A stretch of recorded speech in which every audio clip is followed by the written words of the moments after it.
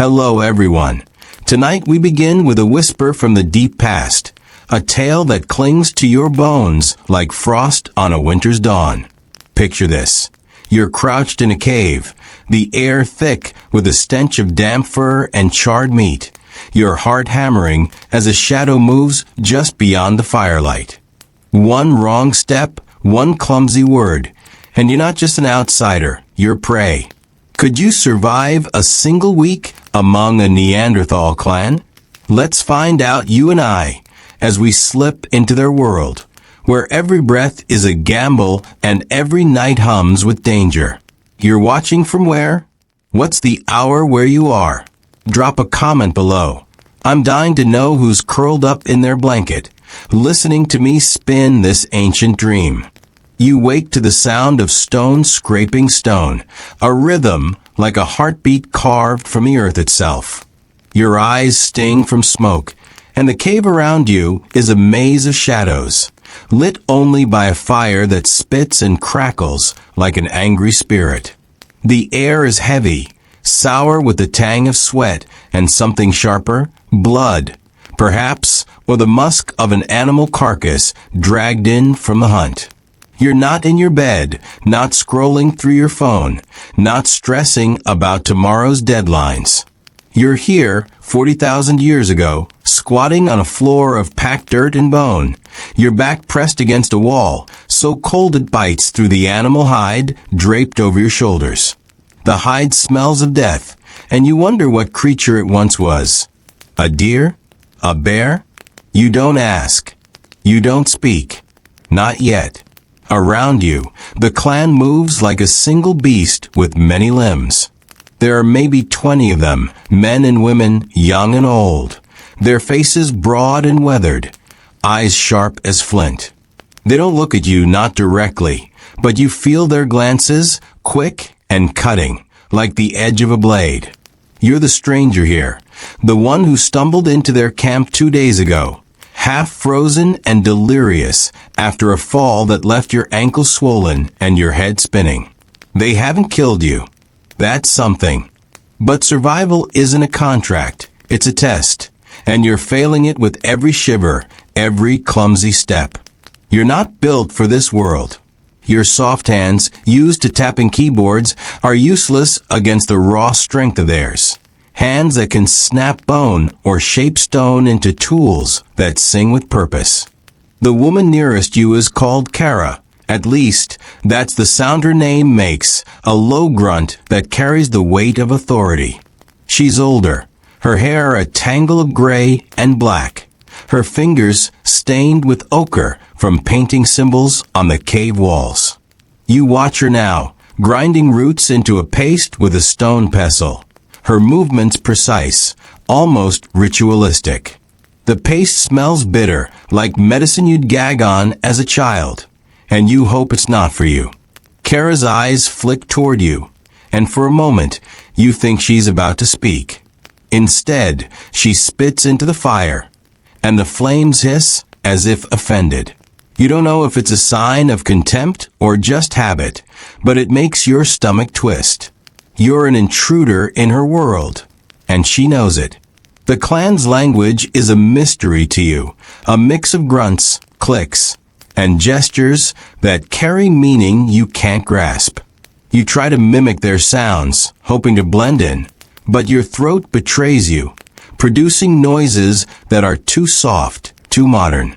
One of the younger men, a wiry figure with a scar across his brow, laughs, a harsh, barking sound that makes the others turn. His name is Tor, and he's been watching you since you arrived. His gaze a mix of curiosity and suspicion. You don't trust him. There's something in his eyes, a hunger that isn't just for food.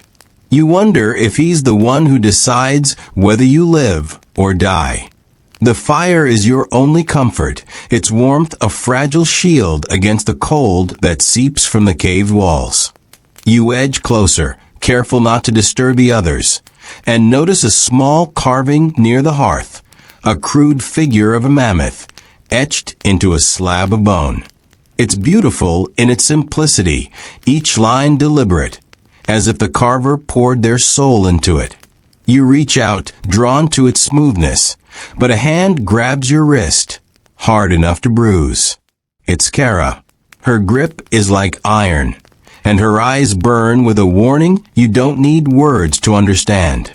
The mammoth is sacred, a totem of a clan's survival, and you've just profaned it with your touch. You pull back, your heart pounding, and she releases you, but the message is clear. You're not one of them, and you never will be. The day stretches on, measured not by clocks, but by the shifting light at the cave's mouth. You're given tasks, simple ones, carrying wood, scraping hides, but they exhaust you. Your muscles ache, unused to the raw physicality of this life.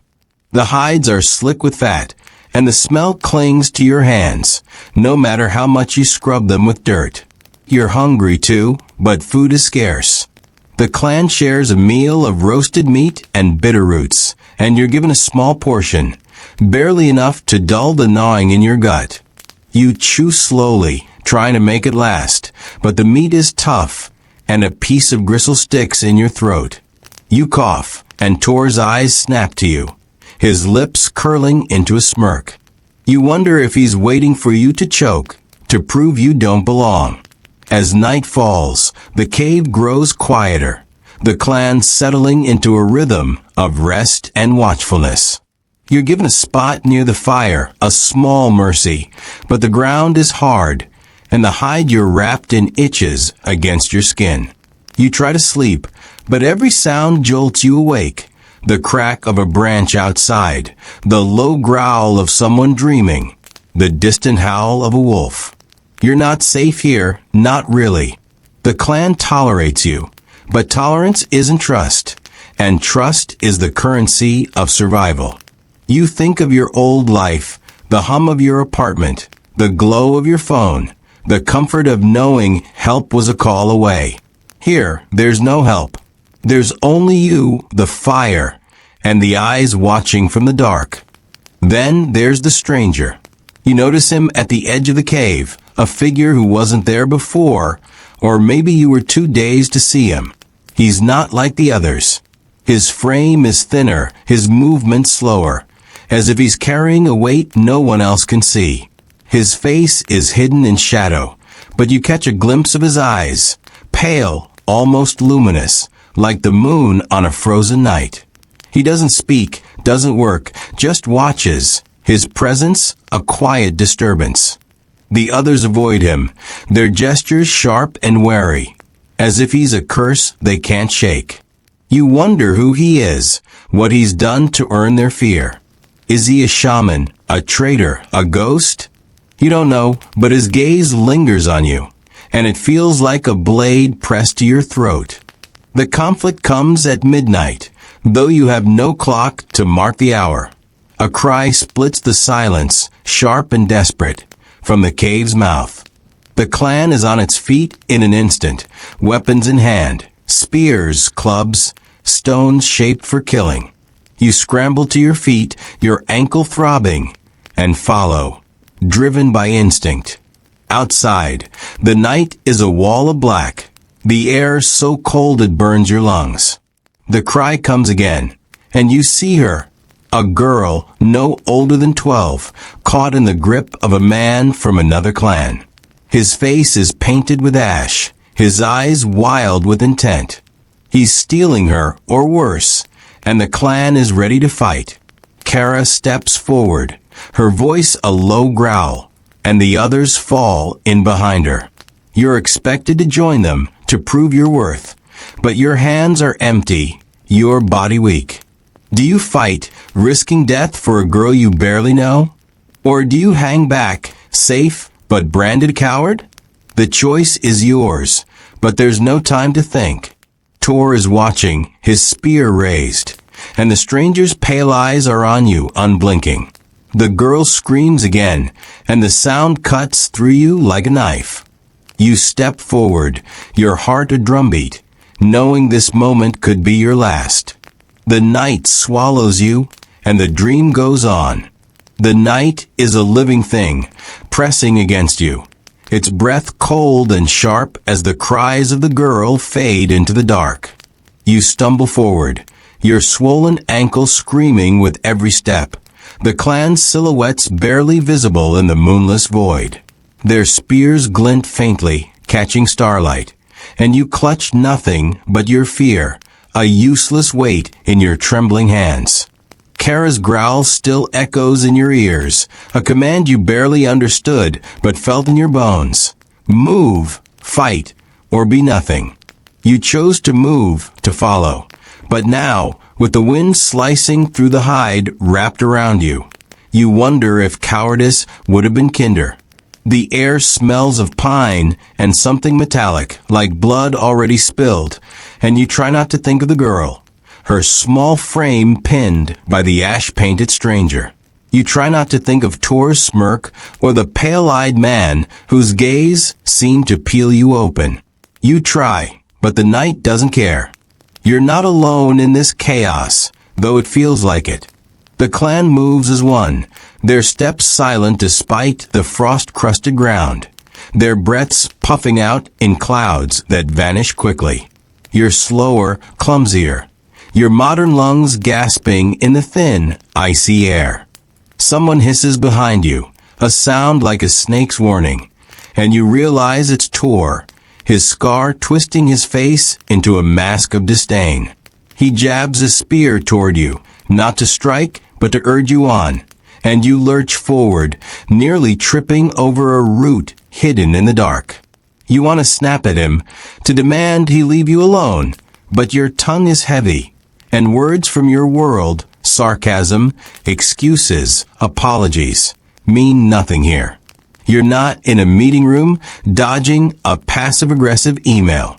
You're in their world, where weakness is a death sentence, and you're wearing it like a second skin. The forest around you is a tangle of shadows, branches clawing at your face, their tips brittle and snapping under your weight.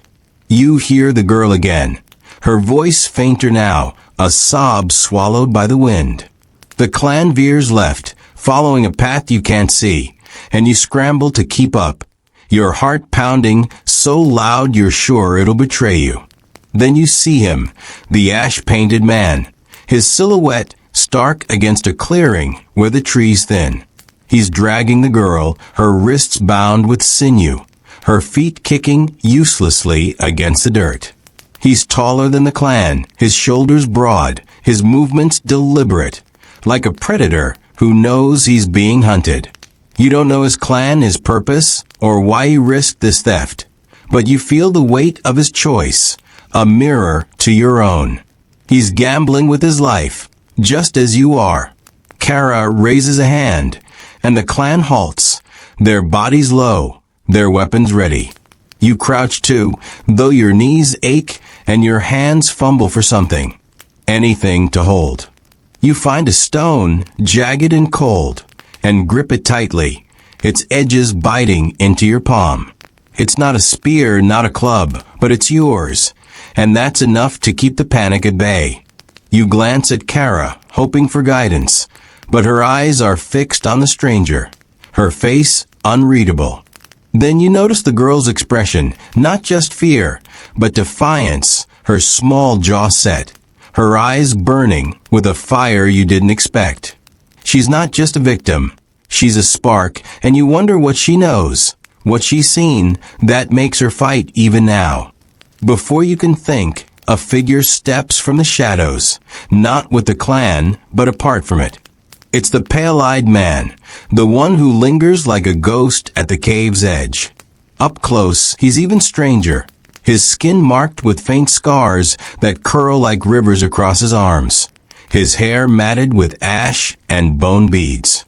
He carries no weapon, only a small pouch slung across his chest, its leather worn and stained. The clan tenses at his presence, their grips tightening on their spears, but they don't stop him. He moves toward the ash-painted man, his step slow, almost ceremonial, and you realize he's not here to fight. He's here to speak, or to curse, or to do something you can't yet fathom. His eyes meet yours for a moment, and you feel a chill, not from the cold, but from the weight of his gaze, as if he sees not just you, but every choice you've ever made. The pale-eyed man raises his pouch and shakes it, releasing a soft rattle, like bones dancing in a storm. The sound is small, but it cuts through the night, and the ash-painted man freezes, his grip on the girl loosening. You don't understand the ritual, but you feel its power, a thread of belief woven into the air, older than the trees around you. The pouch is a symbol, a relic of the clan's faith, perhaps a ward against spirits or a call to them. You think of your own talismans, your phone, your keys, the lucky charm you keep in your pocket, and how useless they'd be here. The pale-eyed man chants, his voice low and guttural, not words, but sound that seemed to rise from the earth itself. The girl stops struggling, her eyes wide, and even the wind seems to pause, as if the forest is listening. The ash-painted man snarls, his hand tightening on his club, but he doesn't strike. He's caught, not by force, but by the ritual, by the weight of whatever the pale-eyed man represents. You wonder if he's a shaman, a seer, or something darker, a man who walks between worlds, feared even by those who need him. Kara watches, her spear still raised, but she doesn't move. The clan is silent, their breaths held, and you realize this is a moment of balance, a knife's edge between peace and blood. You clutch your stone, your fingers numb, and feel the weight of your own choice. Do you stay silent, a bystander in this ancient drama? Or do you act, risking everything to prove you're more than the weakling Tor thinks you are? The girl makes the choice for you. She twists free, her small body slipping from the ash-painted man's grasp, and bolts toward the clan. The pale-eyed man doesn't flinch, his chant unbroken, but the stranger lunges after her, his club raised. Kara moves faster, her spear arcing through the air, and you hear the sickening crunch of bone as it strikes a shoulder. He roars, stumbling, and the clan surges forward, their weapons a blur. You're caught in the chaos, your stone useless, as bodies collide around you. Someone shoves you, and you fall, the ground hard and unforgiving. You taste dirt, feel the sting of a cut on your cheek, and hear Tor's laugh, sharp and mocking, above the fray. You scramble to your feet, your breath ragged, and see the girl, now safe behind Kara, her eyes still fierce. The ash-painted man is on his knees, blood pooling beneath him. But he's not dead. Not yet. The clan surrounds him, their spears poised, but the pale-eyed man steps forward, his chant finished, his pouch still in hand.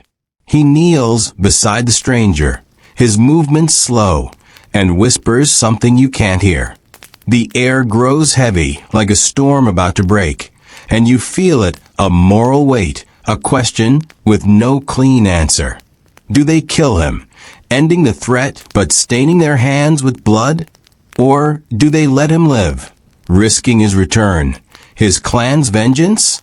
You're not one of them, not really, but you feel the question as if it's yours.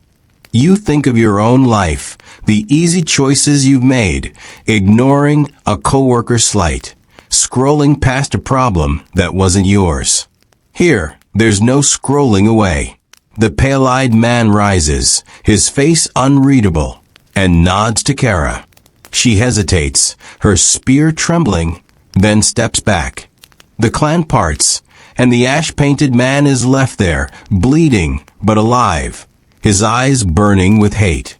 You don't know if it's mercy or a different kind of cruelty, but the choice is made, and you feel its weight settle over you like ash. The girl is safe for now, but the night isn't over. The clan turns back toward the cave, their steps heavy, and you follow, your stone still in hand, its edges slick with your sweat. Tor glances at you, his smirk gone, replaced by something harder to read. The pale-eyed man walks alone, his pouch silent, and you wonder what he saw in you, what he knows that you don't. The forest spits you back into the cave's embrace, its mouth a jagged scar against the fading night. Your breath is ragged, your cheek stinging from the cut you earned in chaos, and the stone you clutched so tightly is gone, lost somewhere in the dark. The clan moves ahead, their steps heavy with the weight of what happened. The girl saved, the ash-painted man left bleeding, the pale-eyed man's chant still humming in the air like a half-forgotten curse. You trail behind, your swollen ankle throbbing, your body aching from a cold that clings to you like a second skin. The hide draped over your shoulders smells of smoke and blood, and you wonder if it's yours or someone else's. The firelight beckons from within the cave, a fragile promise of warmth, but you know better than to trust it. Safety is a lie here, and you're learning that lesson with every step. Inside, the cave is alive with low murmurs, the clan's voices weaving a tapestry of sounds you can't untangle. They're not celebrating, not grieving, just existing, their faces etched with the exhaustion of survival. The girl is curled near Kara, her small body wrapped in a hide, her eyes closed but her jaw still tight, as if defiance lingers even in sleep. You want to ask her name, to know what fueled her fight, but you don't.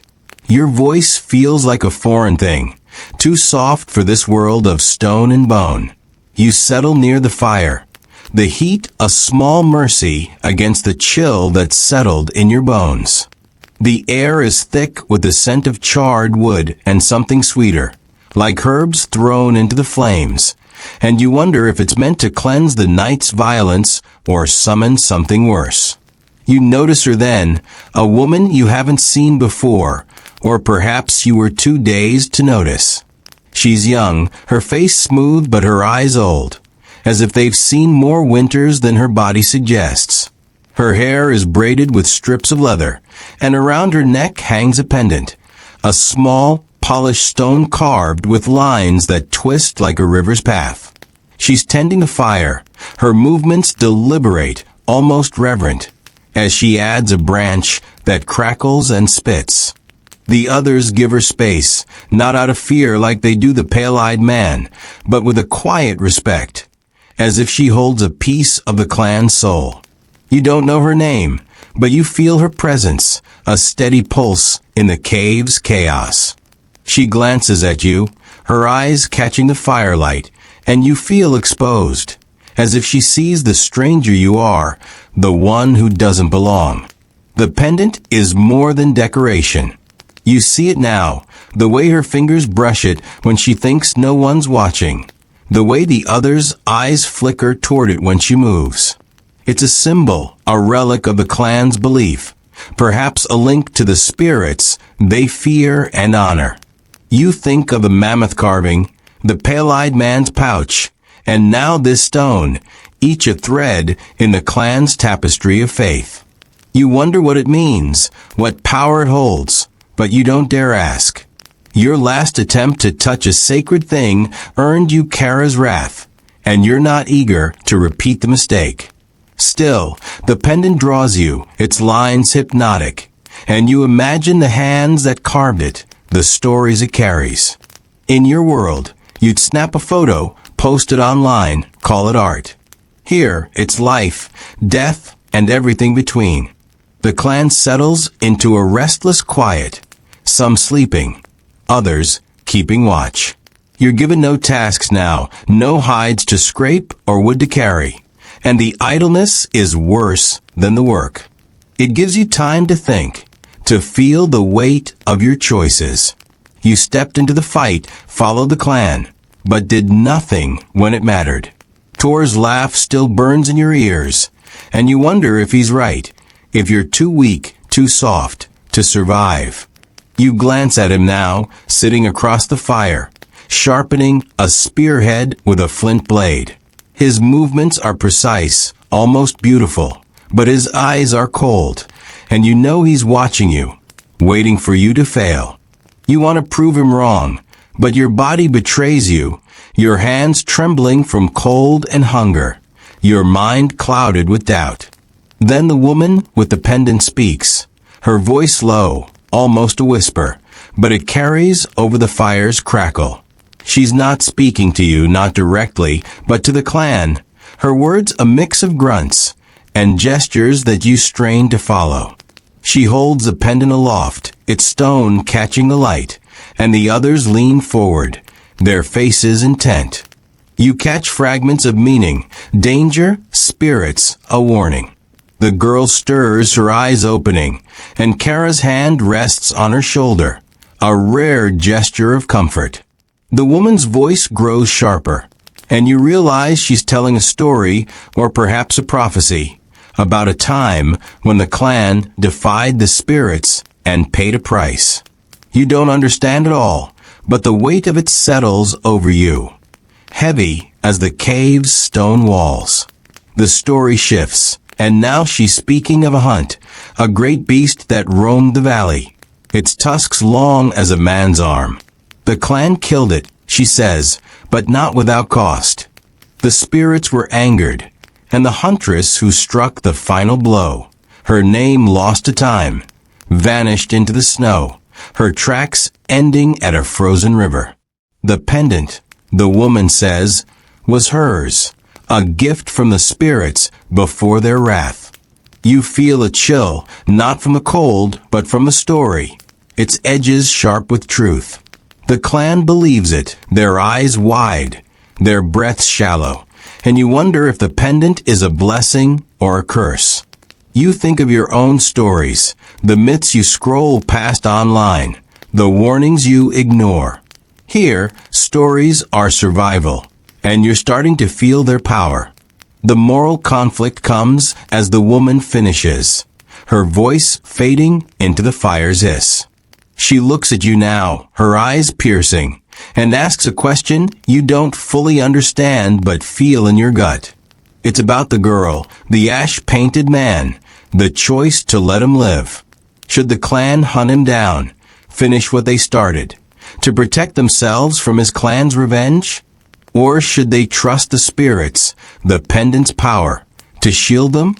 The others murmur, their voices a low rumble, and you realize they're looking to you, the stranger, for an answer. It's a test, another one, and you're not ready.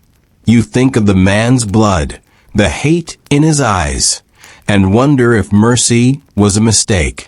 But you also see the girl, her defiance, and wonder if killing him would break something in her, in the clan, in you. You hesitate, your throat dry, and Tor snorts, his spearhead gleaming as he sets it aside. Kara's eyes narrow, and the woman with the pendant waits, her fingers tight around the stone. You want to speak, to say something brave, but your words are trapped, tangled in fear. Do you urge them to hunt, to kill, proving your strength, but staining your hands? Or do you plead for peace, risking their scorn, their distrust? The cave feels smaller now, the fire too hot, the air too thick. You think of your life, the easy outs you've taken, dodging conflict, staying silent when it mattered. Here, silence isn't an option, but it's all you have. The woman lowers the pendant, her expression unreadable, and the clan turns away, their murmurs fading. You failed the test, or perhaps it wasn't a test at all, just another moment in their world where you don't belong. The fire crackles, spitting sparks, and you feel the weight of their disappointment, heavy as the stone you lost. The girl watches you, her eyes sharp, and you wonder what she sees, a coward, a stranger, or something else.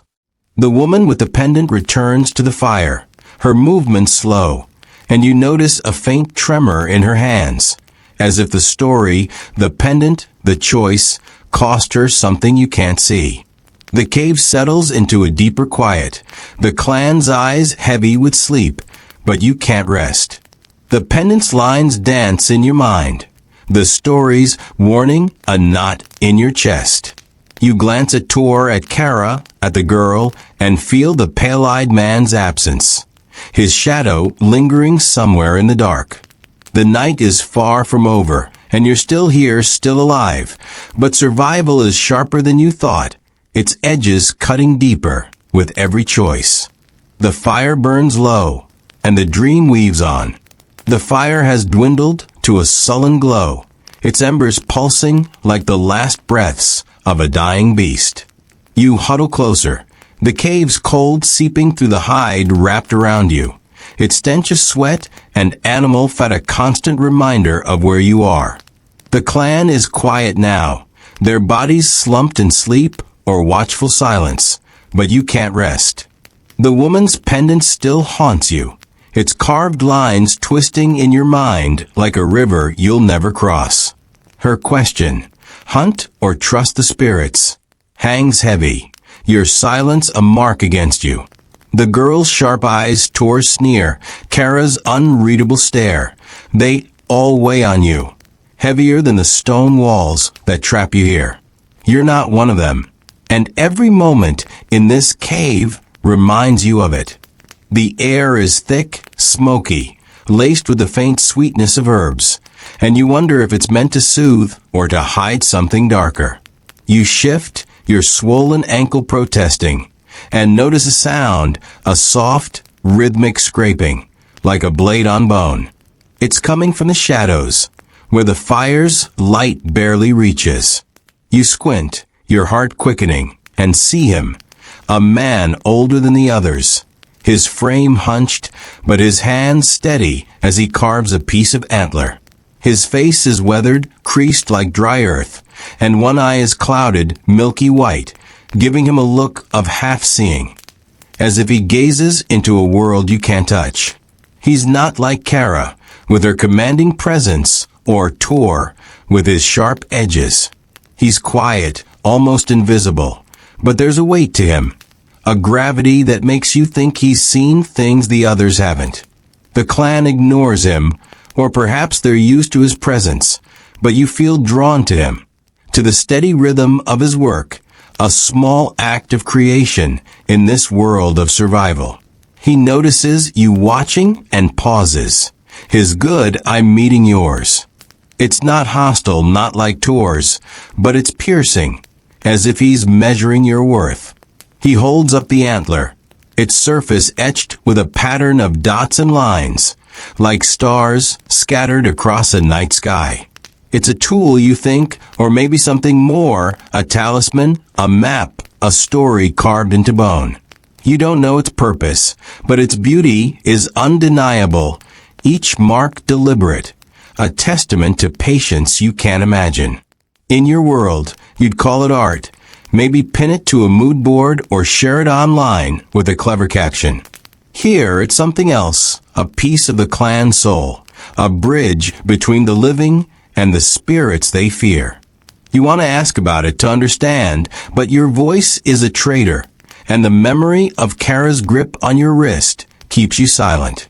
The old man resumes his work, the scraping a quiet pulse in the cave stillness. You watch, mesmerized, until a shadow moves beside you. It's the girl, her small frame barely disturbing the air. She's awake, her eyes bright despite the hour, and she sits close, closer than anyone else has dared. You feel her warmth, a small defiance against the cold, and notice a bruise on her wrist where the ash-painted man held her. She doesn't speak, but her presence is a question, a challenge. You wonder what she wants, comfort, answers, or something you can't give. You think of your own life, the way you dodge a stranger's gaze on a crowded train, scrolling through your phone to avoid connection. Here, there's no screen to hide behind, and her eyes demand something you're not sure you have. She points to the old man, her gesture quick, almost secretive, and you follow her gaze. He's still carving, but now you see something new. A small pile of offerings at his feet, bits of bone, feathers, a stone smeared with ochre. They're gifts, you realize, or payments, left by the clan for his work.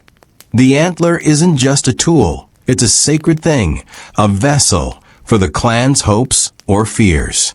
You think of the pendant, the mammoth carving, the pale-eyed man's pouch, and now this antler, each a thread in the clan's web of belief. The girl's finger lingers, and you sense she's telling you something, warning you. But her silence is a wall you can't climb. You want to ask her name, to know her story, but the words stick in your throat, and you're left with the weight of her gaze, heavy as the night outside. The cave stirs, a low murmur rippling through the clan. Kara rises, her movements sharp, and you realize something's wrong. The air feels tighter, the smoke thicker, and you hear it, a distant sound, like footsteps crunching on frost.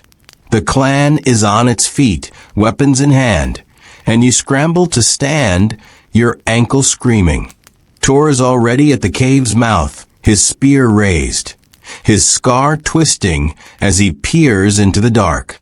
The girl slips behind Kara, her defiance replaced by fear, and you feel it too, a primal dread that makes your hands shake.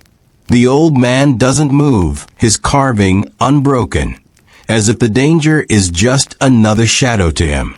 You envy his calm, but you're not him. You're you, soft and modern, your heart pounding like a drum in a world that doesn't care. Kara gestures, and the clan spreads out, their bodies low, their eyes scanning the darkness. You're expected to move, to act, but you're frozen, your hands empty, your mind racing. The footsteps grow louder, deliberate, and you catch a scent, musk, sweat, something sharp like blood. It's not the ash-painted man. You'd know his stench. This is someone else or something else, and the clan's tension tells you it's not welcome. You think of the woman's story, the huntress who vanished, the spirit's wrath, and wonder if this is their answer, their judgment. Your old life flashes through you, missed deadlines, petty arguments, the safety of a locked door. Here, there's no lock, no escape, only the cave and the night beyond. Then you see her, stepping from the dark like a ghost made flesh. She's not one of the clan, her frame too thin, her movements too fluid. Her hair is matted with mud, her face streaked with ash, and around her arm is a band of twisted sinew, knotted with small bones that rattle as she moves. She carries a spear, its tip blackened with soot, and her eyes are wild, not with fear, but with purpose. The clan freezes, their weapons raised, but their hands trembling. Even Kara hesitates, her spear lowered, as if this woman is more than she seems. You feel it too, a shiver that's not just cold, as if the air itself is holding its breath. The girl beside you gasps a small sound, and you wonder if she knows this woman, if she's the huntress from a story, returned from the snow. The woman speaks, her voice a low rasp, not the clan's language, but something older, sharper. You don't understand, but the clan does, their faces paling. She points her spear at the ground, then at the sky, and you see it, a mark on her spear, a spiral that matches the lines on the old man's antler. It's a symbol, a sign of the spirits, or a curse, and you feel its weight, heavy as the pendant's river lines. The old man finally looks up, his clouded eye gleaming, and nods, as if he expected her. He sets the antler down, its pattern unfinished, and you realize this moment is part of its story, part of the clan's. The moral conflict comes as the woman steps closer, her eyes locking onto yours. She's not speaking to you, but her gaze is a question, a demand. Kara translates, her voice low. The woman is a wanderer, cast out from another clan, seeking shelter.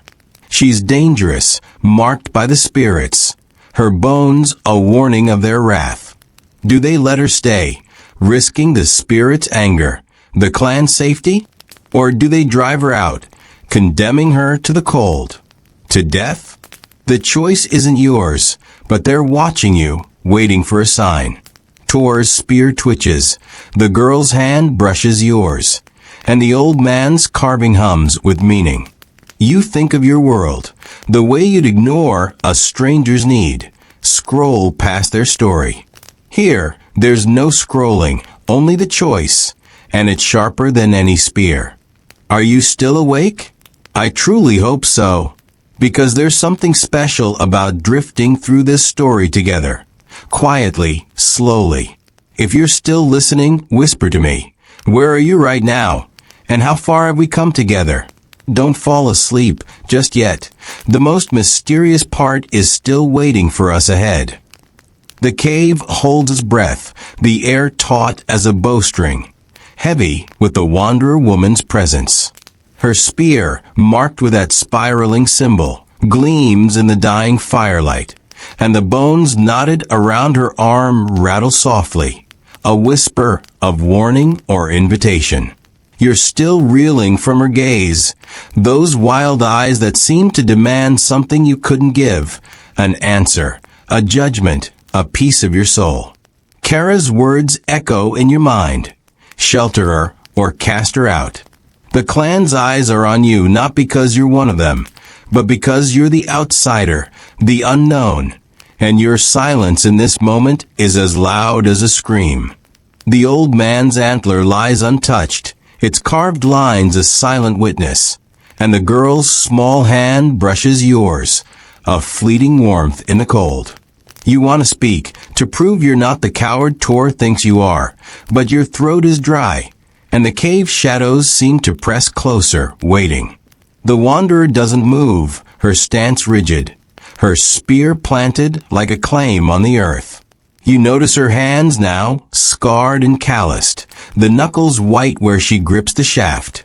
She's not begging, she's daring, and that makes her dangerous. The clan murmurs, their voices a low hum, like bees trapped in a hive.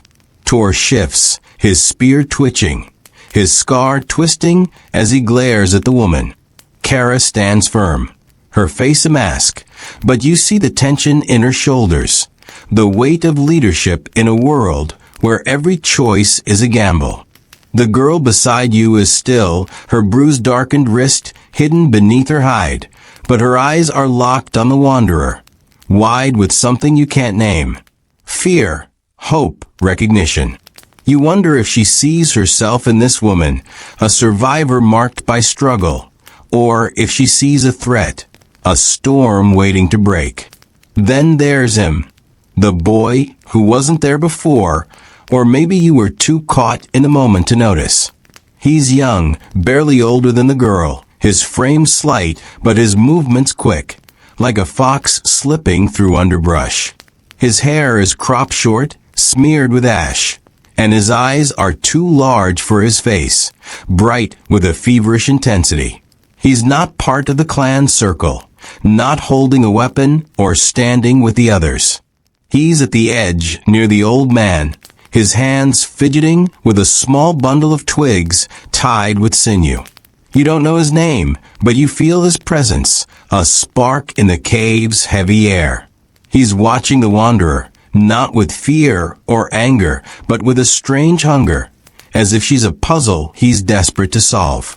The old man glances at him, his clouded eye narrowing, and you wonder what binds them, what secret they share.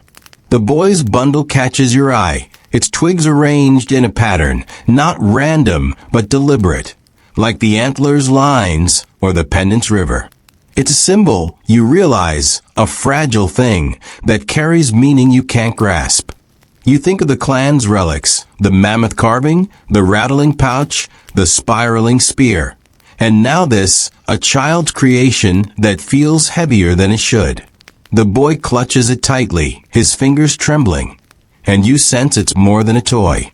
It's a ward, a prayer, a piece of the clan's faith woven from the forest bones.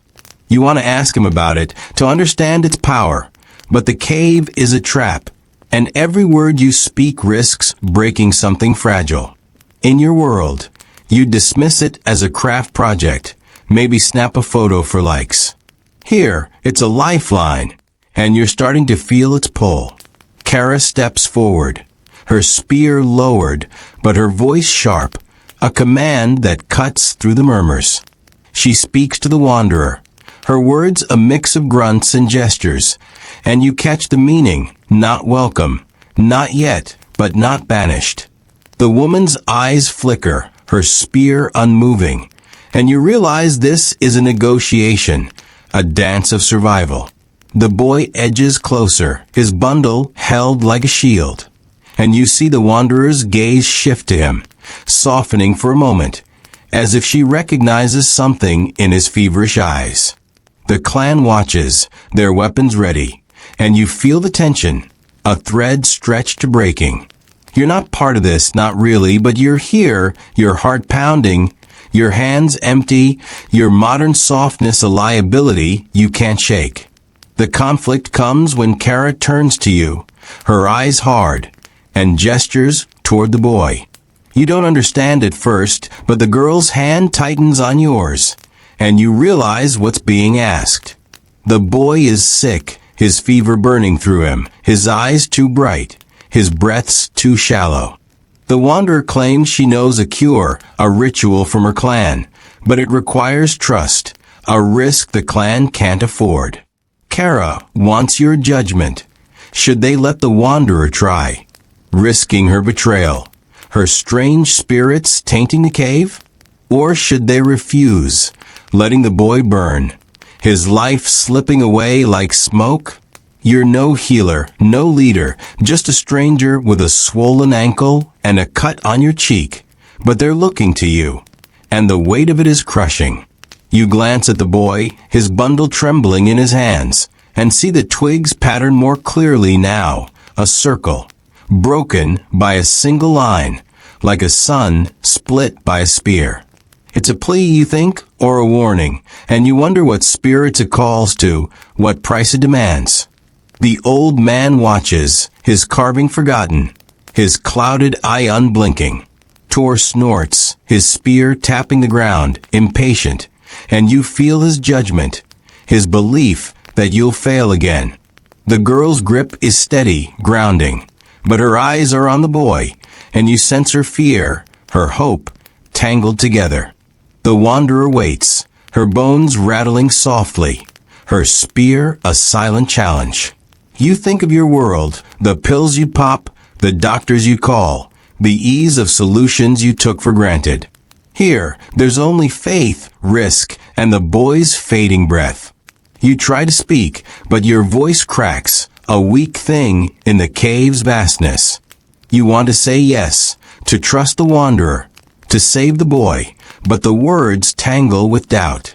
What if a ritual fails, or worse, brings something darker into the cave? You see the ash-painted man's blood, the pendant's curse, the huntress's vanishing, and wonder if every choice here is a trap. But refusing is no better. The boy's fever will take him, and you'll carry that weight, another mark against you.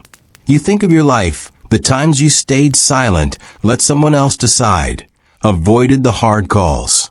Here, there's no one else, only you, and the cave's silence is deafening. The wanderer moves before you can answer, her spear lowered, her hands reaching for the boy. The clan tenses, but she's quick, kneeling beside him, her fingers brushing his forehead. She murmurs something, not to the clan, but to the boy, her voice soft, almost tender. The boy's eyes flutter, his bundle slipping to the ground, and you see the twigs scatter, their pattern broken. Kara steps forward, her spear raised, but the old man raises a hand, his gesture calm, commanding. He trusts her, or he's too tired to fight, and you wonder what he knows, what his clouded eye sees. The wanderer pulls a small pouch from her belt, its leather stained with ash, and sprinkles a powder into her palm. It smells sharp, like crushed leaves and something bitter, and you hope it's medicine, not poison. The ritual begins, the wanderer's hands moving in a dance of gestures, her voice a low chant that seems to rise from the earth. The clan watches, their weapons lowered, but their eyes sharp. The boy's breath slow, his fevered flush fading, and you feel a spark of hope, fragile as the twigs at his feet. But the air grows heavy, the fire's embers flaring, and you sense something else, a presence, not human, not animal, but something older, watching. The wanderer's bones rattle louder, her chant sharper, and you wonder if she's calling it, or warding it away. The girl's hand slips from yours, her eyes wide, and you realize she feels it too, a shadow in the cave's heart. The boy stirs, his eyes opening, clearer now, and the wanderer steps back, her spear reclaimed. Kara lowers her weapon, her face unreadable, and the clan exhales, the tension easing, but not gone. You didn't choose, not really, but the moment passed, and the boy lives for now. The wanderer's eyes meet yours, not with gratitude, but with something harder, as if she knows your silence, your fear. The old man picks up his antler, his carving resuming, and the twigs lie scattered, their meaning lost. The cave settles, the fire low, and you're still here, still alive, but the weight of what didn't happen, what might still come, clings to you like frost. The cave exhales, its air heavy with the aftertaste of the wanderer's ritual, a bitter tang of crushed leaves and something sharper, like fear turned to smoke. The boy's breaths are steady now, his fever broken, his eyes no longer burning with that unnatural light. He's curled near the old man, the scattered twigs of his bundle abandoned, their broken circle a silent accusation. You're still here, crouched by the fire's embers, your swollen ankle throbbing, your cut cheek stinging with every gust of cold that slips through the cave's mouth. The wanderer is gone, vanished into the shadows as if she were never real, her bone-rattling presence a memory that clings to you like damp fur. The clan is restless, their weapons still close, their eyes darting to the darkness beyond the fire. You feel it too, that unseen weight, as if the spirit she called or banished are still watching, waiting for a misstep. You shift, the hide around you itching against your skin, its smell of sweat and blood a constant reminder of your fragility. The girl is gone too, slipped back to Kara's side, her small frame hidden in the crowd. You miss her warmth, her quiet defiance, but you don't seek her out. You're learning the rules of this world, where closeness is earned, not given, and you're still the stranger, the one who didn't choose when it mattered. Tor's spear leans against the wall, its tip gleaming, and you feel his absence, a small mercy in a night that's already cut too deep. The old man's carving resumes, the soft scrape of his blade on antler a rhythm that grounds you. But his clouded eye seems to see more than it should, and you wonder what he knows about the wanderer about you. Then you hear it, a low hum, not from the clan, but from deeper in the cave, where the shadows pool like ink. It's not a voice, not exactly, but a sound that vibrates in your chest, like the earth itself is singing. You glance around, expecting the clan to react, but they don't. They're focused on the fire, on their weapons, on the boy's recovery, as if the hum is nothing, or maybe they've heard it so long it's part of them. You're not them, though, and the sound pulls you, a thread tugging at your curiosity, your fear. You stand, your ankle protesting, and take a step toward the darkness, your heart pounding. You're not brave, not really, but you're tired of being the one who hesitates, the one Tor laughs at, the one who lets the moment pass. The cave narrows as you move, its walls slick with damp, the air growing colder, heavier, like breathing through a wet cloth. The hum grows louder, a pulse that matches your heartbeat, and you smell something new. Earth, yes, but also something sharp, like flint struck against stone. The fire's light is gone now, and you're blind, your hands groping the walls, their rough edges biting your palms. You think of your phone, its flashlight, a lifeline you'll never have again. And the thought is so absurd you almost laugh. Almost. The hum is a guide, pulling you deeper. And you wonder if this is a mistake, if the cave is a mouth that will swallow you whole. But you keep going, driven by something you can't name, something stronger than fear. You see him then, or rather, you feel him before you see him. A figure crouched in a hollow where the cave widens. His silhouette barely distinguishable from the rock. He's old, older than the antler carver, his body frail.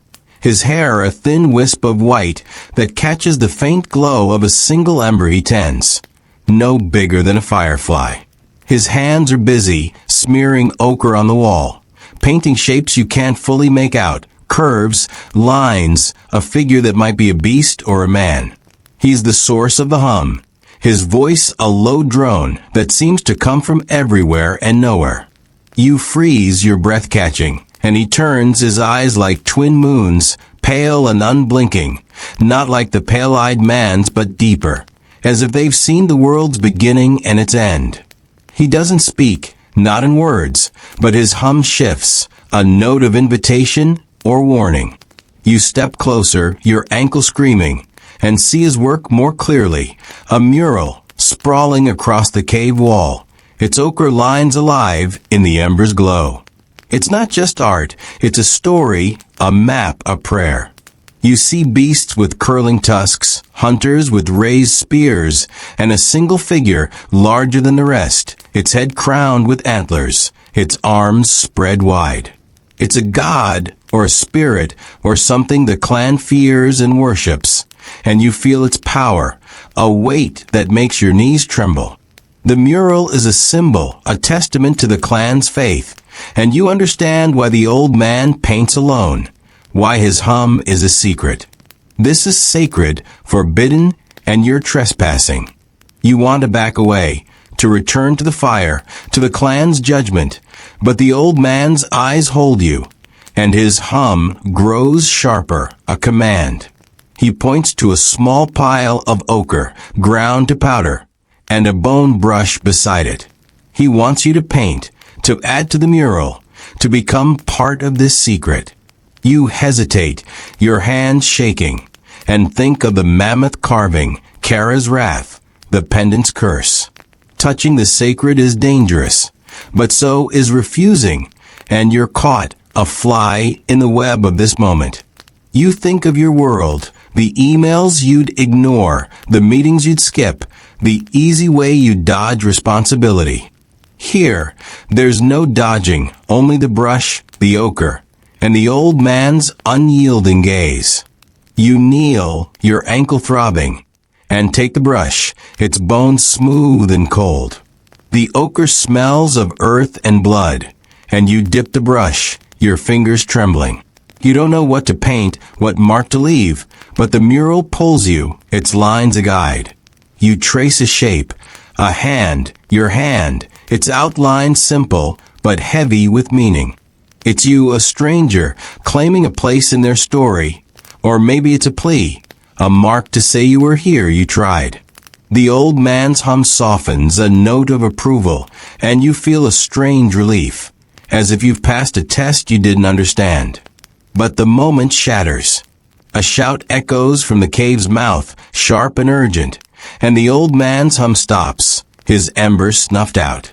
You drop the brush, the ochre smearing your fingers, and stumble to your feet, your heart racing. The clan is awake, their voices a chaotic chorus, and you hear Tor's bark, Kara's command, the girl's cry. You run, or try to, your ankles slowing you, the cave's walls closing in. The old man doesn't follow, his silhouette fading into the dark, but his eyes linger in your mind, a weight you can't shake. You emerge into the firelight, the clan in disarray, their weapons raised, their faces pale with fear. The conflict comes as Kara grabs your arm, her grip like iron, her eyes burning. She's shouting, her words a mix of grunts and gestures, and you catch the meaning. Tracks, fresh tracks, circling the cave.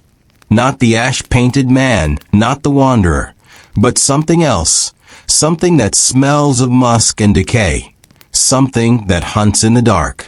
The clan believes it's a spirit, angered by the wanderer's ritual, or maybe by your hand on the mural, your mark on their sacred wall.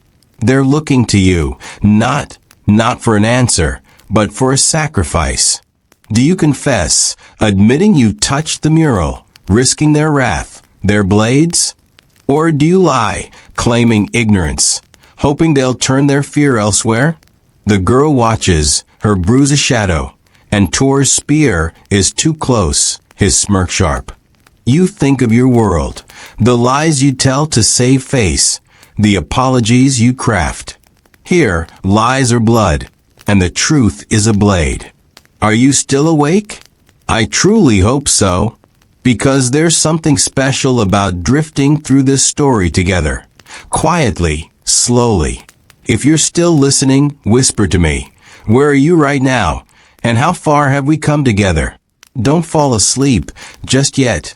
The most mysterious part is still waiting for us ahead. The cave is a cauldron of fear, its air thick with the stench of musk and decay that seeps from the tracks outside. Kara's grip on your arm is a vice, her eyes blazing with accusation, and the ochre on your fingers feels like blood, a mark of your guilt. The clan surrounds you, their spears glinting in the firelight, their faces taut with dread. They believe the spirits are angry because of the wanderer's ritual, because of your hand on the sacred mural, because of you, the stranger who doesn't belong. Tor's smirk is a blade, the girl's wide eyes a mirror of your own fear, and the old man's absence, his mural hidden in the dark, feels like a betrayal. You want to confess, to spill the truth about the antlered figure, the ochre brush, but your voice is trapped, and the musk grows stronger, a promise of something stalking closer. You stumble back, Kara's hand releasing you, and the clan shifts, their attention torn between you and the cave's mouth. The fire sputters, its embers barely alive, and the cold bites through your hide, its damp for clinging to your skin like a second curse. You hear it now, a low growl, not human, not animal, but something in between, a sound that makes your bones ache. The clan raises their weapons, their bodies low, their breaths puffing out in clouds that vanish in the dark. You're unarmed, your swollen ankle a chain, your cut cheek a sting that keeps you sharp. You think of your world, the safety of locked doors, the hum of a screen, the ease of running from danger. Here, there's no running, only the cave, the clan, and the thing outside. Then you see her, not at the cave's mouth, but within, emerging from the shadows where the mural lies. She's not the wanderer, not Kara, not the girl, but someone new, someone who shouldn't be here. Her frame is slight, her hair a tangle of black streaked with ash, and her eyes are hollow, like pits that swallow light. She moves silently, her feet barely touching the ground, and around her wrist is a band of twisted vines, knotted with small, polished stones that click softly as she walks. The clan doesn't see her, their eyes fixed on the darkness outside, but you do, and your heart hammers, because she's not right, not real, not entirely human. She's a shadow, a spirit, or something worse, and her presence makes the growl outside feel like a warning meant for you. She stops near the fire, her hollow eyes on you, and raises a hand, revealing a small object, a bone flute, its surface carved with spirals that echo the wanderer's spear, the mural's lines. It's a relic, a symbol of the clan's faith, or perhaps a tool to call the spirits they fear. You feel its power, a hum that matches the old man's chant, the cave's pulse, and you wonder if she's here to judge you, to punish you for touching the mural. The flute gleams in the firelight, its holes like eyes, and you want to look away, but you can't. In your world, you'd call it a trinket, Maybe buy it online for its aesthetic. Here, it's a voice, a bridge to something older than the stone around you, and you're terrified of what it might say. The clan moves, Kara barking orders, Tor leading a group toward the cave's mouth. The growl is louder now, closer, and you hear the crunch of frost under heavy paws, the snap of a branch. The girl clings to Kara, her bruise hidden, but her fear plain, and you want to comfort her, to promise safety, but you have nothing to give. The shadow woman watches, her flute untouched, and you realize she's not here for the clan, not for the beast outside.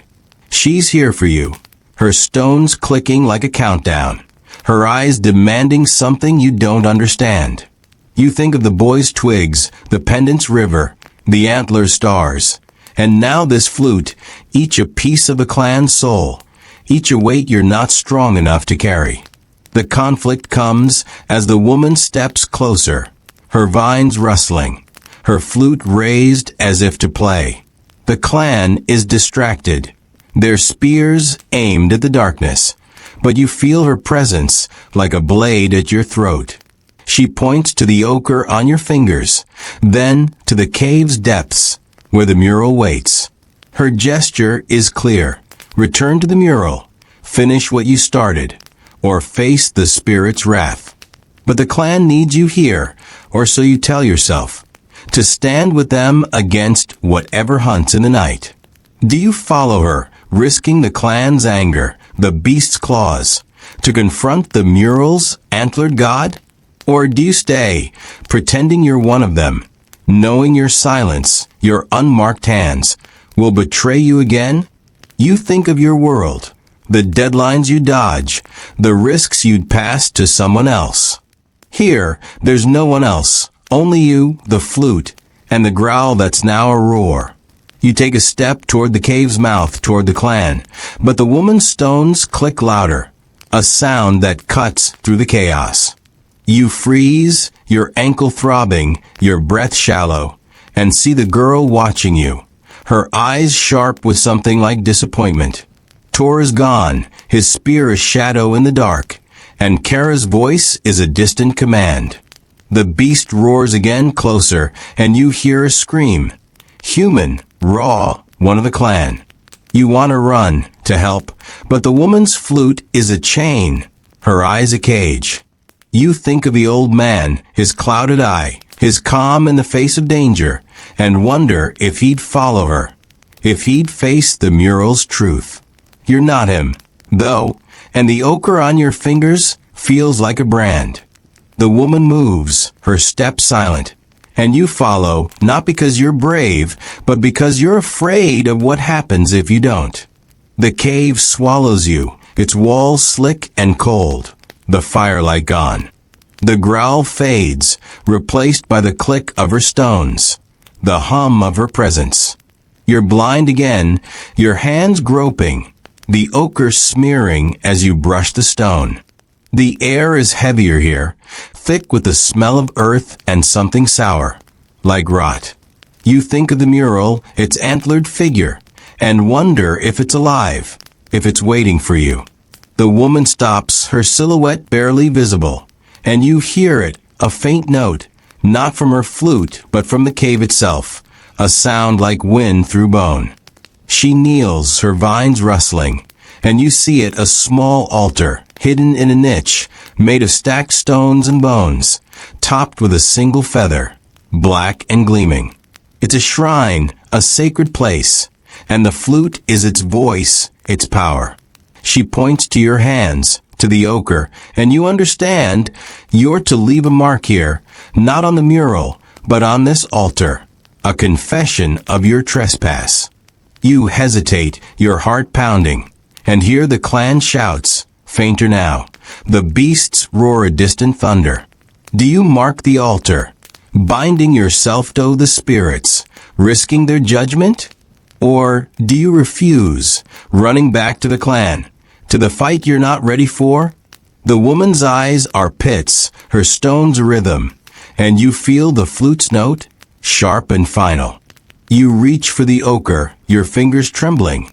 and smear a line on the altar's top stone, a clumsy shape that's nothing like your hand, but everything like your fear.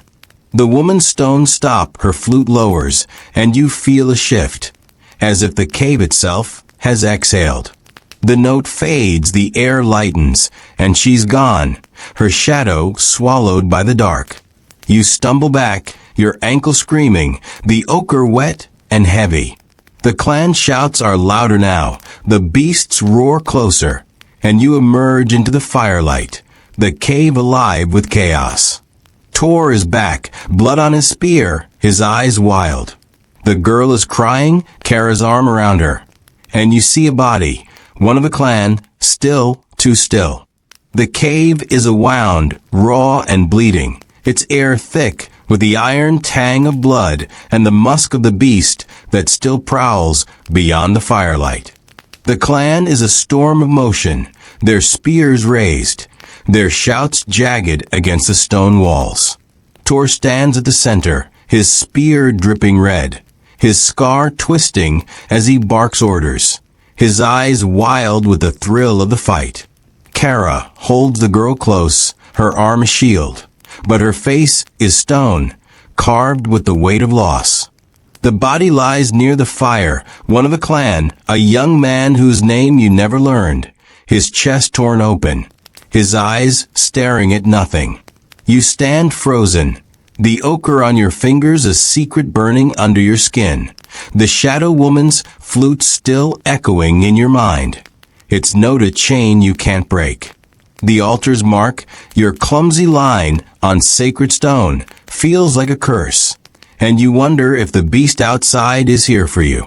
Your swollen ankle throbs, your cut cheek stings with every breath, and the hide around you is heavy, soaked with sweat and cave damp. The fire is nearly dead, its embers a faint pulse, and the cold claws at you, sharper than any spear. You want to move, to help, to prove you're not the coward Tor sees, but your body is a traitor, soft and modern, unmade for this world of bone and blood. The girl's sobs are a knife, cutting through the clan's chaos, and you want to comfort her, to promise it'll be okay, but you know better. Your world's lies, everything will be fine, help is coming, have no place here. The beast's roar shakes the cave, closer now, and you feel the clan's fear, a living thing that wraps around you, tighter than the hide. Then you see him, not among the clan, but apart, crouched near the cave's wall, where the shadows cling like moss. He's young, younger than Tor, his frame wiry, his face smeared with ash to blend with the dark. His eyes are sharp, too sharp like a hawk's, and he's holding something, a sling, its leather worn, its pouch heavy with a single stone. He's not fighting, not shouting, just watching, his movements still, almost invisible. You don't know his name, but you feel his presence, a quiet danger that makes your skin prickle. He's not like the old man, with his clouded eye, or the boy, with his fevered hope. He's a hunter, a shadow, and you wonder what he sees in the chaos, what he's waiting for. His eyes meet yours, brief but piercing, and you feel exposed, as if he knows your secret, your mark on the altar. The sling is more than a weapon. You see it now, the way he cradles it, his fingers tracing the leather, not with fear, but with reverence. It's a symbol, a piece of the clan's survival, woven from the hides of beasts they've killed, the stones of rivers they've crossed. Its pouch is marked with a single line, a scratch that might be a tally, a prayer, or a curse. You think of the flute spirals, the mural's antlers, the pendant's river, and now this sling, each a thread in the clan's story, each a weight you're not meant to carry. In your world, you'd call it a tool, maybe marvel at its simplicity. Post it online with a hashtag about ancient tech. Here, it's life, death, and the thin line between, and you're starting to feel its pull. The clan moves, Tor leading a group toward the cave's mouth, their spears a forest of points. Kara stays back, her eyes scanning the clan, her hand on the girl's shoulder. The beast roars again, a sound that rattles your bones. And you hear the crunch of frost, the snap of branches, closer than before. The young man's body lies untouched, a reminder of the cost. And you wonder if he had a sling, a spear, a chance. You want to act, to join the fight, but your hands are empty. The ochre is stain you can't wash away. The shadow hunter watches, his sling still, and you realize he's not joining them, not yet. He's waiting, and you don't know why, but his stillness is a question, a challenge you can't ignore. The conflict comes as Kara turns to you, her voice a low growl, her gesture sharp. She points to the cave's mouth, to the fight, then to the shadow hunter. Her meaning clear, go with him, follow him, prove your worth. The clan is stretched thin, the beast too strong, and they need every hand, even yours. But the hunter's eyes are on you, his sling a silent warning, and you feel the altar's weight, the flute's note, the spirits you've angered. Do you follow him, risking the beast's claws, the hunter's judgment, to fight for a clan that doesn't trust you? Or do you stay, hiding in the cave's shadows, knowing your refusal will mark you as useless, a burden they'll cast out? You think of your world, the meetings you'd skip, the risks you'd push to someone else. Here, there's no one else, only you, the sling, and the roar that's now a scream. You step toward the hunter, your ankle screaming, your heart a drum. He doesn't move, doesn't acknowledge you, but his eyes flicker, a spark of something, approval, disdain, you can't tell. He slings the pouch over his shoulder, the stone inside shifting, and heads toward the cave's mouth, his step silent, his body low. You follow, clumsy and loud, the hide dragging against the ground. The clan parts for him, their eyes on the dark, but you feel their glances, sharp as flint.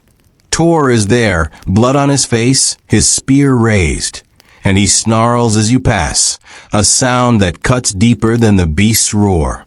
The girl watches, her sobs quieter now, and you want to tell her you're trying, but there's no time. Outside, the night is a void, the air so cold it burns your lungs. The frost crunches under your feet, and the musk is overwhelming, thick with decay and something alive, something hungry. The hunter moves ahead, his sling ready, his eyes scanning the trees. You see the tracks now, massive, clawed, tearing the earth like a wound. The beast is close, its roar a physical thing, shaking the branches above. You're unarmed, your hands stained with ochre, your body trembling. You think of the mural, the antlered god, and wonder if this is its judgment, its hunt. The hunter stops, his sling raised, and you see it, a shadow, massive, its eyes glowing like coals, its teeth bared in a snarl. The hunter moves, his sling a blur, the stone flying with a whistle that cuts the night. The beast roars, stumbling, but it doesn't fall. It charges, its claws raking the ground, and you dive aside, your ankle twisting, pain blinding you. The hunter is gone, vanished into the dark, and you're alone, the beast's breath hot on your face. You scramble back, your hands grasping for anything, a stick, a stone, a prayer. You find nothing, only frost and dirt, and the beast looms, its eyes locking onto yours. You think of the flute, the altar, the sling, and wonder if they're all lies, if survival is just a story you tell yourself. Then the hunter returns, his sling empty, his hands now holding a spear he must have hidden. He strikes, the point sinking into the beast's flank, and it screams, a sound that tears the night apart. Tor and the others are there, their spears joining the fight, and you crawl back, useless, your breath ragged. The beast falls, its blood steaming in the cold, and the clan surrounds it, their shouts a mix of triumph and grief. The hunter stands apart, his sling back in hand, his eyes on you, not the beast. You feel his judgment, heavier than Kara's, sharper than Tor's. You didn't fight, didn't help, only survived. And that's not enough. The clan drags the beast's body toward the cave, its weight a testament to their strength, their loss. You follow, limping, the ochre still wet, the flute's note a ghost in your ears. The hunter walks alone, his sling a silent promise, and you wonder what he saw in you, what he knows you can't. The cave waits, the fire dead, the young man's body a shadow. The girl is there, her eyes on the beast, not you, and you feel the distance, the truth that you're still a stranger, still marked by your choices. The night is not done, and the dream weaves on. The cave is a grave, its air thick with the stench of blood and the beast's steaming carcass, dragged in by the clan's trembling hands. The fire is dead, its embers buried under ash, and the cold is a living thing, sinking its teeth into your bones.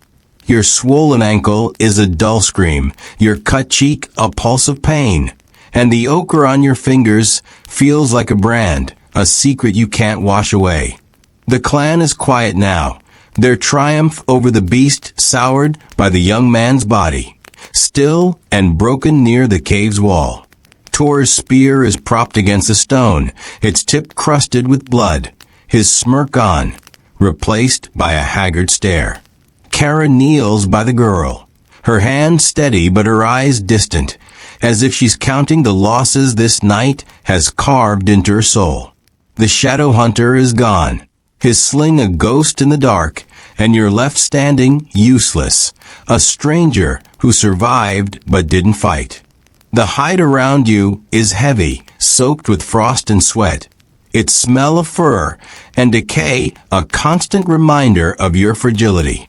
You want to move, to help, to erase the hunter's judgment towards disdain, your own shame, but your body is a traitor, soft and modern, unmade for this world of claw and stone. The girl's eyes are on the beast's carcass, not you, and you feel the distance, the truth that you're still an outsider, marked by your silence, your unmarked hands. The cave's shadows seem to pulse, alive with the flute's note, the mural's antlers, the altar's weight, and you wonder if the spirits are still watching, if your mark on their shrine was a plea or a mistake. The night is not done, and the cave feels smaller, its walls closing in like a trap.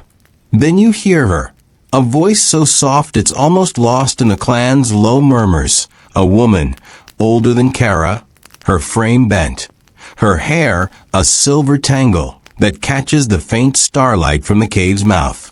She's not one you've noticed before, or maybe you were too caught in the chaos to see her.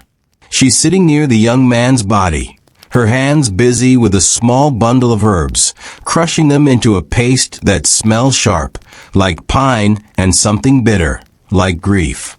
Her face is lined, each wrinkle a story, and her eyes are clouded, not like the old man's, but with a sheen that makes you think she's half blind, seeing more with her hands than her gaze. She's humming, a low sound that weaves through the cave, not the mural painter's chant, but something softer, sadder, a lullaby for the dead. She notices you watching and pauses, her hand still, the herb paste glistening on her fingers. She doesn't speak, not in words, but her hum shifts, a note of curiosity or accusation. You step closer, your ankle protesting, and see what she's holding, a small amulet, woven from reeds and bone, its center a polished stone etched with a single jagged line, like a lightning bolt. It's a symbol, a relic of the clan's faith, perhaps a ward for the dead, or a plea to the spirits. You think of the sling's mark, the flute spirals, the mural's god, and now this amulet, each a piece of the clan's soul, each a weight you're not meant to bear. In your world, you'd call it jewelry, maybe wear it ironically, post it with a filter. Here, it's a bridge to the unseen, and you're terrified of crossing it. The clan is focused on the beast, skinning its hide, their knives flashing in the dim light. Tor leads the work, his movements sharp, his voice a low growl, but you see the tremor in his hands, the cost of the fight. Kara watches, her arm around the girl, and you wonder what she's thinking, what she'll do with you. The stranger who didn't fight. The old woman's hum grows louder, drawing your eyes back to her, and you realize she's preparing the young man's body, smearing the herb paste on his wounds, tying the amulet around his neck. It's a ritual, a farewell, and you feel its weight, heavy as the cave stone. You want to help to honor him, but you're an intruder here. Your ochre-stained hands a mark of trespass.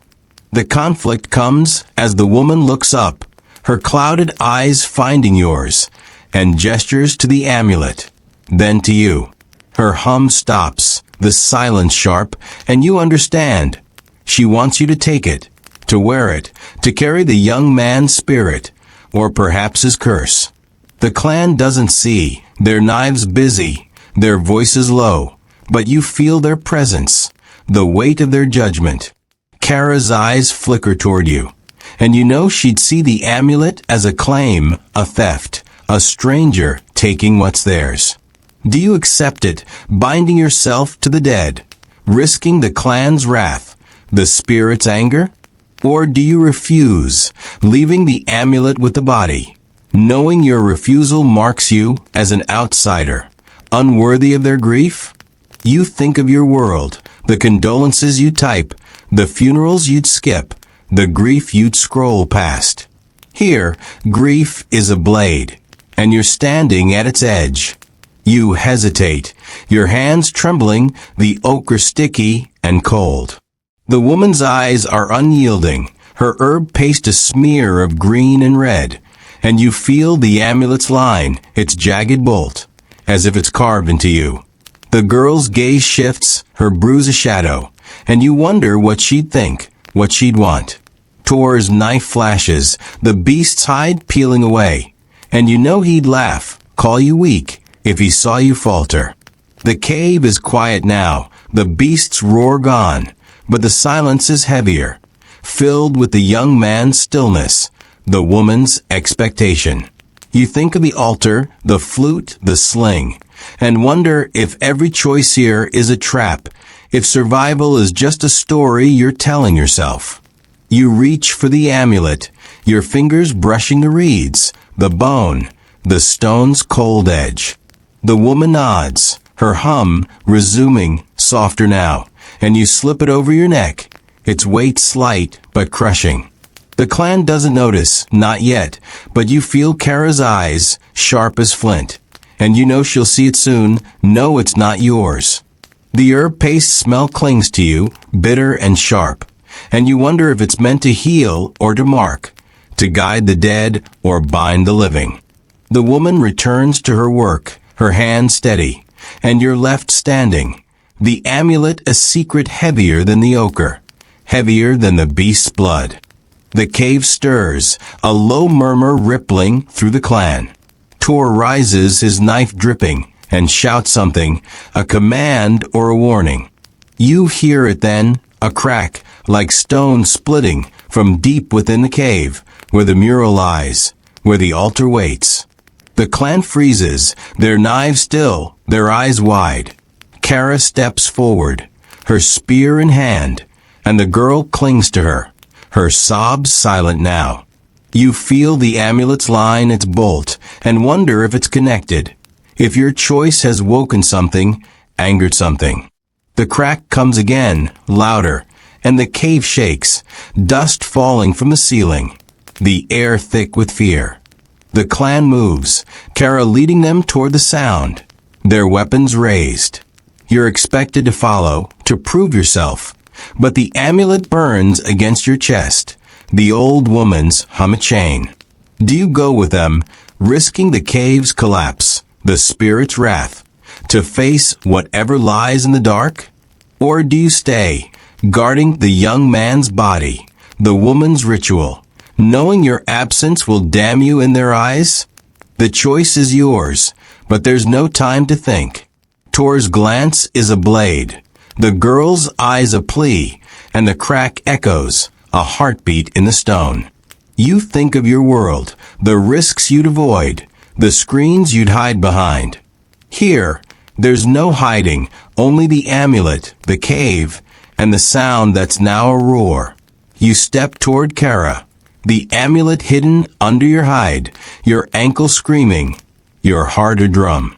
The clan moves as one, their shadows dancing on the walls, and you follow, the old woman's hum fading behind you. The cave narrows, its air cold and sharp, the dust thick in your lungs. The crack comes again closer, and you see it, a fissure in the wall, where the mural should be, its antlered god hidden in the dark. The amulet's weight is a promise, a curse, and you wonder if you've chosen wrong, if the spirits are done waiting. The clan presses forward, their spears a forest, and you're caught in their tide, your mark a secret, your survival a lie. The cave is a living beast, its walls shuddering with each crack, dust choking the air like a final breath. You stumble forward, the amulet's jagged bolt burning against your chest, hidden beneath the sweat-soaked hide that clings to you like a shroud. Your swollen ankle is a fire, your cut cheek a pulse of pain, and the ochre on your fingers is a stain you'll never wash away. Kara leads the clan, her spear a beacon in the dark, her face carved with resolve. The girl clings to her side, her bruise a shadow, her eyes wide with fear, but sharp with something else. Trust, maybe, or defiance. Tor is ahead, his blood-crusted spear raised, his scar twisting as he glances back, his gaze a blade that cuts through you.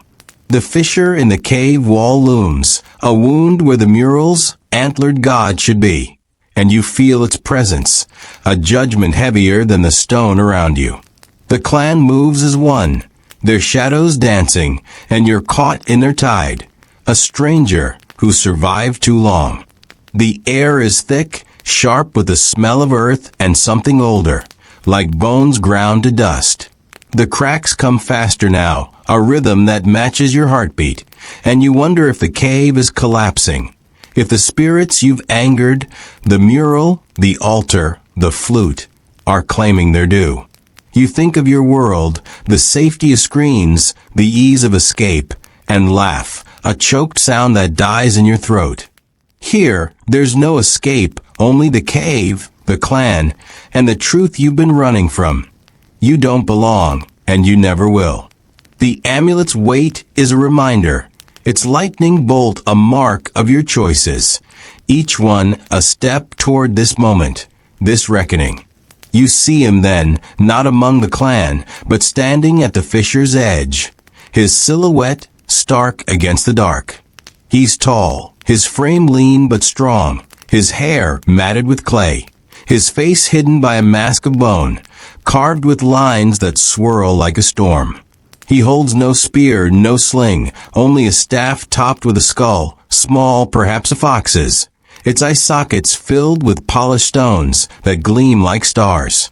He's not one of the clan, not the shadow hunter, not the mural painter, but someone else, someone who feels like the cave itself, ancient and unyielding. His mask turns toward you, and you feel his gaze, not through eyes but through the bone, as if he sees your soul, your secrets, the amulet you shouldn't have taken. The clan doesn't notice him, their spears aimed at the fissure, but you do, and your heart stumbles, because he's not here for them. He's here for you. The staff skull is a symbol, a relic of the clan's faith, or perhaps a warning to those who stray too far.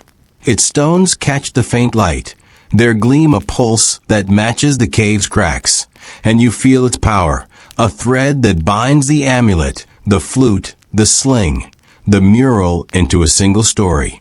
You think of your world, the trinkets you'd collect, the symbols you'd wear without meaning, and feel a pang of shame. Here, symbols are life, death, and the spirits that walk between, and you've stolen one, claimed it as your own. The masked man raises his staff, the skull stones flashing, and you hear it, a low hum, not from him, but from the fisher, a sound that makes the air tremble. The cave groan. Kara shouts, her voice a command, and the clan surges toward the fisher, their spears ready. Tor is first, his spear thrusting into the dark, and you hear a scream, not human, not beast, but something else, something that makes your skin crawl. The girl hesitates, her hand gripping Kara's, and you want to pull her back, to keep her safe, but you're not her protector. You're nothing, a stranger with an amulet, a mark, a lie. The masked man steps closer, his staff steady, and you realize he's not joining the fight. He's waiting, his bone mask a silent question, and you feel the amulet's bolt, its weight pulling you toward him, toward the fisher, toward the truth. The conflict comes as the cave shakes, a crack splitting the floor, dust blinding you. Kara's shout is lost in the roar, Tor's spear a shadow in the chaos, and the girl's cry cuts through you like a knife. The masked man points his staff at you, the skull stones burning, and you understand, this is the end, the moment you can't run from. The clan is fighting something in the fisher, a spirit, a beast, a god, and they're losing, their screams proof of their mortality. The man offers you a choice. Join them, fight with them, die with them, proving you're more than the coward they see. Or follow him, leave the clan, escape the cave's collapse, but abandon them to their fate, carrying the amulet's curse forever. You think of your world, the choices you dodge, the lives you'd scroll past, the ease of walking away. Here, walking away is a death of its own, and staying is a grave. You look the girl, her eyes locked on Kara, her small frame trembling, but unyielding. You think of her defiance, her bruise, her trust, and feel a surge of something, guilt, love, desperation. You think of Tor, his smirk, his bloodied spear, and know he'd die fighting, not for you, but for the clan. You think of the amulet, the altar, the mural, and realize they're all part of you now, a story you can't erase. The masked man waits, his staff steady, the hum growing louder, the cave cracking wider. You want to be brave, to be them, but you're you, soft and modern, your hands stained with ochre, your heart stained with fear. You choose. You tear the amulet from your neck, its reed snapping, its stone heavy in your hand, and throw it into the fisher, a plea, a sacrifice, a confession. The masked man's hum stops, his staff lowers, and you feel a shift, as if the cave itself has exhaled. You run toward the clan, your ankle screaming, your breath ragged, and grab a fallen spear, its shaft slick with blood. You don't know how to fight, not really, but you stand with them, your shoulder brushing Kara's, your eyes on the girl. The fisher erupts, a shadow surging out, not a beast, not a god, but something older, its form a storm of claws and eyes, its roar a sound that breaks you. The clan fights, their spears dance, their shouts a song. Tor falls, his spear snapping, his scar hidden in blood. Kara stands, her spear striking, her voice a roar. The girl throws a stone, small but fierce, and you swing your spear, clumsy but desperate, your arm burning with the effort. The shadow lashes out, its claws raking your side, pain blinding you, but you don't fall. You can't. The cave cracks, stone falling, and you see the masked man, his staff raised, his skull stones glowing. He's chanting now, a sound that weaves through the chaos, and the shadow falters, its form fraying, its eyes dimming. The cave collapses, the fisher swallowing the shadow, the clan, the man. You're thrown back, your spear gone, your body a map of pain. The girl's hand finds yours, her grip fierce, and you crawl, dragging her with you, toward the cave's mouth, toward the night. The stone buries Kara, Tor the others, their screams silenced, their story ended. You emerge, the frost burning your lungs, the girl beside you, her eyes wide, her breath a cloud. The cave is gone, a tomb of stone and spirits, and you're alive, but not whole. The amulet is gone, the clan is gone, and you understand, finally, why you wouldn't survive a week here. Survival isn't strength, isn't courage, it's sacrifice, and you're too soft, too modern, to give what it demands. You sit in the snow, the girl curled against you, her warmth the only thing keeping you here. The night is quiet now, the stars sharp, the caves hum a memory. You think of your world, the screens, the safety, and know you'll never fit there again, not after this. The girl's breath slows, her eyes closing, and you wonder if she'll hate you, if she'll survive where you couldn't. You hold her tighter, your blood mixing with the frost, and whisper a promise you can't keep, that you'll protect her, that you'll be enough. Sleep well, my friend, if you can. If the stars don't whisper of antlers, if the snow doesn't hum a bone, if the cave shadow doesn't follow you to your dreams,